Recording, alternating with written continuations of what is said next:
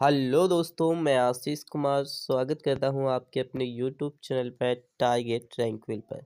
आज की इस वीडियो पर देखेंगे बायोलॉजी। किसके बायोलॉजी के हम देखने वाले हैं, जो कि आपके 15 मोस्ट इम्पॉर्टेंट क्वेश्चंस देखने वाले हैं। इसका सेट नंबर 1 है। इसी प्रकार से आपके फिजिक्स, केमिस्ट्री और आपके यहाँ पर इंग्लिश ग्रामर के 15 मोस्ट इम्पॉर्टेंट क्वेश्चंस डिस्कस किए जाएंगे। तो अगर आप चैनल पर पहली बार विजिट हुए हैं तो चैनल को सब्सक्राइब कर लीजिएगा, और वीडियो को पहली बार वॉच कर रहे हैं तो वीडियो को लाइक करते चलिएगा। तो आइए हम लोग देखते हैं क्वेश्चन आपके 1 कौन सा है। तो आइए देखते हैं क्वेश्चन नंबर 1। क्वेश्चन नंबर 1 है आपको को विट्टिकल्चर के रूप में जाना जाता है। तो विट्टिकल्चर के रूप में किसे जाना जाता है? तो आपका राइट आंसर हो जाएगा अंगूर की खेती, अर्थात आपका ऑप्शन डी राइट आंसर हो जाएगा। ऑप्शन डी आपका राइट आंसर हो जाएगा। अंगूर की खेती को हम विट्टिकल्चर के नाम से जानते हैं। मधुमक्खी पालन जो हमारे पास होता है, इस अध्ययन को हम एपीकल्चर के नाम से जानते हैं। रेशम कीट पालन जिसे हम सेरीकल्चर के नाम से जानते हैं। इसके बाद ही आपका मछली पालन जिसे हम पिसीकल्चर के नाम से, और सब्जी की खेती को हम, जो कि आलू सब्जी की खेती में समझ लीजिए, आलू तो मतलब हम कह सकते हैं ओलेरी कल्चर के नाम से जानते हैं। फलों की खेती को हम यहाँ पर पेमोलॉजी के अंतर्गत रखते हैं, और फूलों की खेती को हम फ्लोरी जो कि हमारे पास है कल्चर के नाम से रखते हैं। इसी साथ फलों एवं सब्जियों का अध्ययन को हम कहते हैं हर्टिकल्चर के नाम से जानते हैं। तो इस तरीके से हमने यहाँ पर सारे डिस्कस किए आपके किसके अध्ययन किस नाम से जाने जाते हैं। तो इसी प्रकार से अंगूर, मधुमक्खी, रेशम कीट, मछली पालन, सब्जी खेती, फलों एवं फूलों की, और इसी के साथ फलों एवं सब्जियों का अध्ययन, ये सारी चीज़ें हमने डिस्कस की। अब आइए हम बात करते हैं अगला क्वेश्चन, और देखिए ये क्वेश्चन एग्जाम में पूछे भी गए हैं। देखिए सेरीकल्चर से संबंधित कौन है?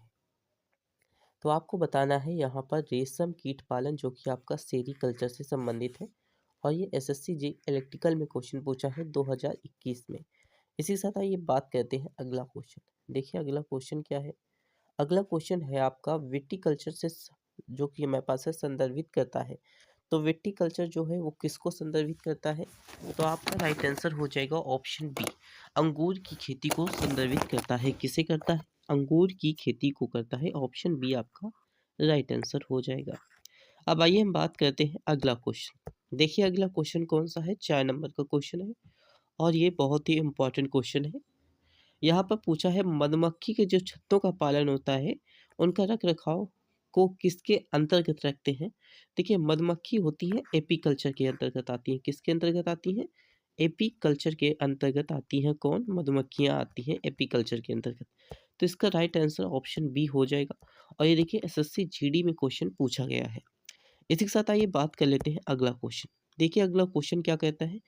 अगला क्वेश्चन आपका है रेशम के रेशों के उत्पादन के लिए रेशम के कीटों का पालन को कहा जाता है। तो रेशम के कीट किसके अंतर्गत पाले जाते हैं? तो ये आपका हो जाएगा सेरीकल्चर के अंतर्गत पाले जाते हैं। और ये सारी क्वेश्चंस हमने पहले ही क्वेश्चंस में डिस्कस कर लिए। ये सारे उसी से बनते हुए मिलते जुलते क्वेश्चंस हैं, जो कि आपका देखिए एसएससी स्टेनोग्राफर में क्वेश्चन पूछा गया है। तो अगर आप चैनल पर पहली बार विजिट हुए हैं तो चैनल को सब्सक्राइब जरूर करते चलिएगा। अब आइए बात करते हैं अगला क्वेश्चन। देखिए अगला क्वेश्चन बहुत ही इंपॉर्टेंट है। पौधों एवं पशुओं की जैविक घटनाएं जैसे फूल आना, पत्तियां निकलना, और इसके साथ ही सुपुष्प वास्ता प्रजनन और प्रसावन आदि के समय का अध्ययन क्या कहलाता है? तो ये किसके अंतर्गत रखा गया है? तो ये रखा गया है आपका ऑप्शन बी, अर्थात यहाँ पर फिनोलॉजी के अंतर्गत रखा गया है। विज्ञान की कुछ प्रमुख शाखाएं भी आपकी हैं, जैसे फिनोलॉजी के अंतर्गत पौधे एवं पशुओं की जैविक घटनाओं जैसे फूल आना, पत्तियां निकलना और प्रजनन एवं प्रसावन आदि के अध्ययन को हम रखते हैं किसके अंतर्गत? फिनोलॉजी के अंतर्गत रखते हैं। इसी के साथ देखिए हमारे पास है अगला, जो कि हमारे पास है लाइकेनोलॉजी, जो कि आपके ऑप्शंस है। इसमें आपका लाइकेनोलॉजी, जो कि इसके अंतर्गत हम लाइकेन का अध्ययन करते हैं। इसी के साथ यहाँ पर आपका हो जाएगा फाइकोलॉजी, इस शाखा के अंतर्गत हम शैवालों का अध्ययन करते हैं। तो इस तरीके से आपसे एग्जाम में क्वेश्चन पूछे जाते हैं। और इस क्वेश्चन से देखिए आपके 3 क्वेश्चंस बने। इसमें आपका पहला है फिनोलॉजी, इसके बाद लाइकोनोलॉजी, इसके बाद आपका फाइकोलॉजी। तो इस तरीके से आपसे एग्जाम में क्वेश्चन पूछे जाते हैं। अब आइए हम बात करते हैं अगला क्वेश्चन। देखिए अगला क्वेश्चन क्या है? अगला क्वेश्चन है आपका जो कि 7 नंबर का क्वेश्चन है। एक विज्ञान है जिसमें शरीर की संरचना का अध्ययन किया जाता है, क्या कहलाता है? तो आपका राइट आंसर हो जाएगा एनाटॉमी कहलाता है। ऑप्शन आपका बी राइट आंसर हो जाएगा। अब देखिए एनाटॉमी जो होता है शरीर के आंतरिक संरचनाओं का अध्ययन करता है, जो कि हमारे पास है पोलियोबॉटनी जो कि पुराने पेड़ों का अध्ययन करती है। इसी के साथ देखिए यहाँ पर एनाटॉमी क्या करता है कि आंतरिक संरचनाओं का अध्ययन करता है। इसी साथ पोलियोबॉटनी जो करता है वो पुराने पेड़ों का अध्ययन करता है। जो पुराने पेड़ होते हैं उनके विषय में कौन अध्ययन करता है? पोलियो बॉटनी करती है। इसी साथ यहाँ पर आते हैं तो साइटोलॉजी जो कि कोशिका विभाजन विज्ञान का अध्ययन करता है। किसका अध्ययन करता है? कोशिका विज्ञान का अध्ययन कौन करता है? तो साइटोलॉजी करता है, साइटोलॉजी। इसी साथ एथिकोलॉजी जो किसका अध्ययन करता है? परागकण अर्थात पौधे के जो परागकण होते हैं इसका अध्ययन कौन करता है? तो एथिकोलॉजी करता है। तो इसके देखिए आपके जो एग्जाम में क्वेश्चन पूछे जाएंगे तो इन्हीं में से आपके ऑप्शंस चेंज कर दिए जाएंगे और क्वेश्चंस भी आपका चेंज कर दिया जाएगा। जिस तरीके से एनाटॉमी पूछा गया है उसी तरीके से साइटोलॉजी और एथिकोलॉजी और इसी तरीके से पोलियो बॉटनी नाम से क्वेश्चंस आपके बन सकते हैं। तो इसमें देखिए आपके 4 क्वेश्चंस बनेंगे, इस क्वेश्चन से 4 क्वेश्चंस बनेंगे और आपके एग्जाम में ये क्वेश्चन पूछे जा सकते हैं जो कि एसएससी जीडी में क्वेश्चंस ये पूछा भी गया है। अब आइए बात करते हैं अगला क्वेश्चन। देखिए अगला क्वेश्चन क्या है? पौधे के विभिन्न पहलुओं को वैज्ञानिक अध्ययन को कहा जाता है। देखिए पौधे के जो विभिन्न पहलू होते हैं उनके वैज्ञानिक अध्ययन को हम किसके अंतर्गत रखते हैं? तो ये पौधे हैं तो आपके वनस्पति विज्ञान के अंतर्गत आ जाएंगे। देखिए जीव जंतुओं का अध्ययन को जीव विज्ञान या बायोलॉजी कहते हैं। इसी के साथ इसके मुख्यतः 2 शाखाएं होती हैं। एक होता है आपका प्राणी विज्ञान जिसमें जंतुओं का अध्ययन किया जाता है और एक होता है वनस्पति या पादप विज्ञान जिसके अंतर्गत पौधे के विभिन्न जो कि पहलुओं का वैज्ञानिक अध्ययन किया जाता है। तो इस तरीके से आपके एग्जाम में क्वेश्चंस पूछे जाते हैं। जीव विज्ञान के कितने भाग हैं? 2 भाग हैं। कौन-कौन से? वनस्पति विज्ञान और आपका जो कि प्राणी विज्ञान जिसे हम कह सकते हैं यहाँ पर जीव जगत विज्ञान और इसे हम पादप विज्ञान कहते हैं। इस तरीके से आपसे एग्जाम में क्वेश्चन पूछे जाते हैं। अब देखिए 9 नंबर का क्वेश्चन क्या है और 9 नंबर के क्वेश्चंस में भी बहुत सारे क्वेश्चंस आपके बन सकते हैं। इस तरीके से हमने यहाँ पर आपके क्वेश्चंस को डिजाइन किया है। देखिए कीटों और मनुष्यों, पर्यावरण एवं अन्य जीवों की साथ संबंधों का अध्ययन निम्न में से क्या कहलाता है? तो आपका राइट आंसर हो जाएगा ऑप्शन बी एटोमोलॉजी कहलाता है। कौन कहलाता है? एटेमोलॉजी कहलाता है। एसएससी सीजीएल 2022 में क्वेश्चन पूछा गया है कीटों का मनुष्य, पर्यावरण और अन्य जीवों के साथ संबंधों का अध्ययन जो हमारे पास कहलाता है एटोमोलॉजी कहलाता है। इसी के साथ माइकोलॉजी जो होता है कवक का अध्ययन कहलाता है। एथोलॉजी जो होता है पशु व्यवहार का अध्ययन कहलाता है। तो इस तरीके से आपसे एग्जाम में क्वेश्चन पूछे जाते हैं, आप इनका स्क्रीनशॉट ले सकते हैं और जैसे ही आपकी जो पीडीएफ तैयार हो जाएगी, जब आपके सारे क्वेश्चंस इसके कंप्लीट हो जाएंगे, जैसे ही बायोलॉजी के आपके सारे क्वेश्चंस कंप्लीट हो जाएंगे, तब तक आप यहाँ पर टेलीग्राम ग्रुप को ज्वाइन कर लीजिए। वहाँ पर उसकी पीडीएफ आपको दे दी जाएगी। देखिए इसी के साथ हम बात करते हैं तो 10 नंबर का जो कि हमारे पास एनिथोलॉजी किससे संबंधित है? तो एनिथोलॉजी जो संबंधित है आपका वो किससे संबंधित है? तो पक्षियों का अध्ययन अर्थात आपका ऑप्शन डी पक्षियों का अध्ययन, ऑप्शन डी यहाँ पर एनिथोलॉजी पक्षियों के अध्ययन से संबंधित है। इसी साथ हेपेटोलॉजी जो कि सरीसृप एवं उभयचरों का अध्ययन कहलाता है। मतलब यहाँ पर हम मेंढकों का अध्ययन करते हैं। इसी के साथ एटोमोलॉजी के अंतर्गत कीड़ों का अध्ययन होता है।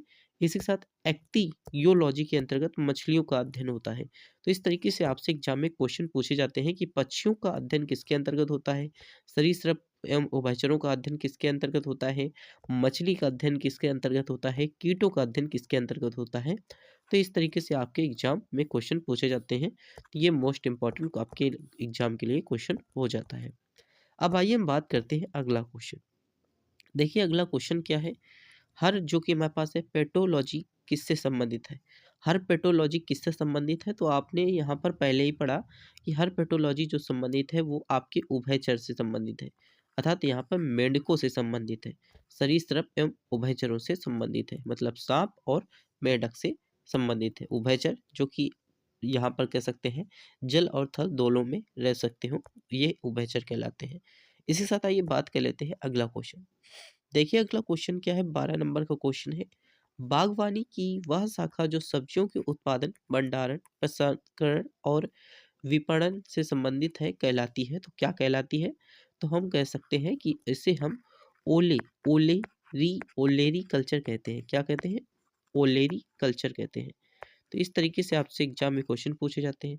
देखिए बागवानी की वह शाखा जो सब्जियों के उत्पादन, भंडारण, प्रसारण एवं विपणन से संबंधित है, उसे हम ओलेरी कल्चर कहते हैं। ये एसएससी सीजीएल 2022 में क्वेश्चन पूछा गया है। अब आइए हम बात कर लेते हैं अगला क्वेश्चन। देखिए अगला क्वेश्चन क्या है? अगला क्वेश्चन आपका है साइटोलॉजी निम्न में से किस अध्ययन से संबंधित है? तो इसका राइट आंसर हो जाएगा ऑप्शन बी, कोशिका। कोशिका जो कि मेरे पास है साइटोलॉजी कहलाता है, कोशिका। कोशिका विज्ञान के अंतर्गत हम किसका अध्ययन करते हैं? तो कोशिका विज्ञान में हम कोशिकाओं का अध्ययन करते हैं, जिसे हम साइटोलॉजी कहते हैं। तो विज्ञान की वह शाखा जो कोशिकाओं के अध्ययन से संबंधित होती है, उसे हम साइटोलॉजी कहते हैं। रक्तवाहिनी प्रणालियों का अध्ययन को हम क्या कहते हैं? एजियोलॉजी कहते हैं। इसी के साथ बालों का अध्ययन क्या कहलाता है? टाई जो कि मेरे पास है कोलॉजी कहलाता है। इसी के साथ रक्त का अध्ययन क्या कहलाता है?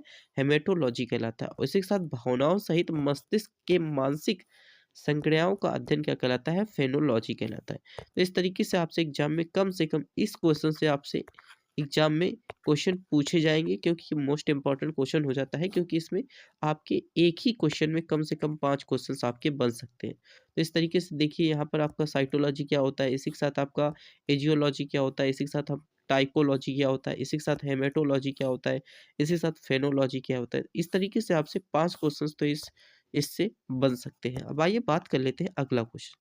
देखिए अगला क्वेश्चन क्या है, 14 नंबर का क्वेश्चन है। निर्दिष्ट आबादी में स्वास्थ्य से संबंधित स्थितियों या घटनाओं के विवरण एवं निराकरणों का अध्ययन एवं इस अध्ययन का स्वास्थ्य समस्याओं के नियंत्रण के लिए अनुप्रयोग कौन सा है? तो आपको बताना है ऑप्शन सी, एपेडी एपेडेमियोलॉजी कहलाता है। क्या कहलाता है? मियोलॉजी कहलाता है।